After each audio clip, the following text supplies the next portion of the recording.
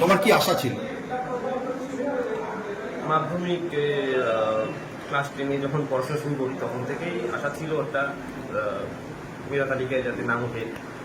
আর যখন পরীক্ষা দিলাম তো তখন মনে হয়েছিল যে 690 বা তার আশেপাশে নম্বর পাবো। তো সেই জায়গা থেকে ভেবেছিলাম যে নাম থাকবে মেধা তালিকায়, তো ভালো লাগছে।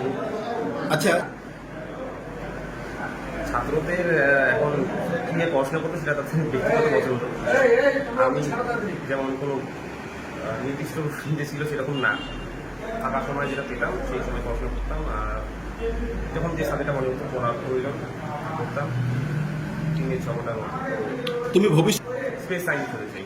Space scientist? বা হঠাৎ করে এই ছোটবেলা থেকে যখন খবরের কাগজ পড়তাম তখন স্টিফেন হকিংসের বিভিন্ন লেখালেখিগুলো পড়তাম। তো তার খুবই অনুপ্রেরণা পেয়ে আমার ইচ্ছে ইসলামে যাওয়ার, মহাকাশের বিষয়ে আগ্রহ রয়েছে, তো সেখান থেকে স্পেস সায়েন্স হচ্ছে। আচ্ছা, সবচেয়ে অবদান বেশি অবশ্যই আরও শুধু একজনের নাম বলা তো যায় না।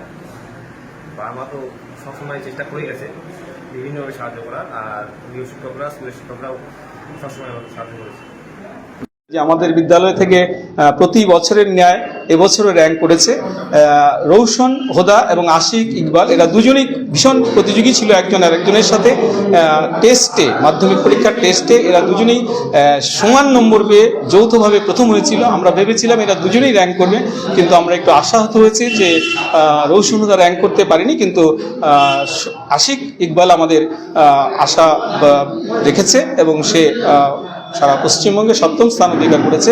শুধু এরা যে পড়াশোনায় ভালো তাই নয়, এরা কুইজ কম্পিটিশনে সারা রাজ্যের বিভিন্ন প্রতিযোগিতায় অংশগ্রহণ করে সাফল্যের সঙ্গে তারা বিভিন্ন পুরস্কার বিদ্যালয়ে নিয়ে এসেছে। আমরা ভীষণ খুশি, ভীষণ আনন্দ, ওদের প্রতি আমাদের ভালোবাসা রইল। আমার নাম প্রধান শিক্ষক চৈতন্য পোদ্দার, মাথাভাঙা হাই স্কুল।